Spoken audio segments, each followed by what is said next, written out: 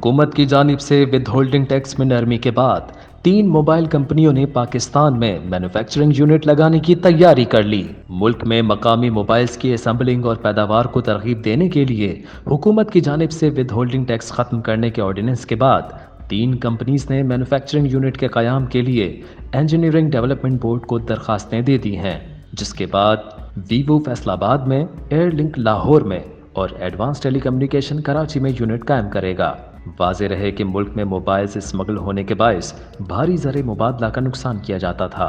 سال 2017-18 کے 7 ماہ میں موبائلز درآمد ہونے کی تعداد $423 ملین یعنی $42.5 کروڑ تھی، جبکہ موبائل اسمبلنگ بند ہونے کے بعد 2020-21 کے 7 ماہ میں یہ تعداد بڑھ کر $1.13 کروڑ ہو گئی ہے۔ مقامی طور پر موبائل مینوفیکچرنگ سے جہاں تقریباً $100 کے مقامی طور پر اسمبل ہونے والے موبائل فونز اور ایک درآمدی موبائل فون کی قیمت میں تقریباً $1,900 کا فرق پڑے گا، وہیں مقامی افراد کو روزگار بھی میسر ہوگا۔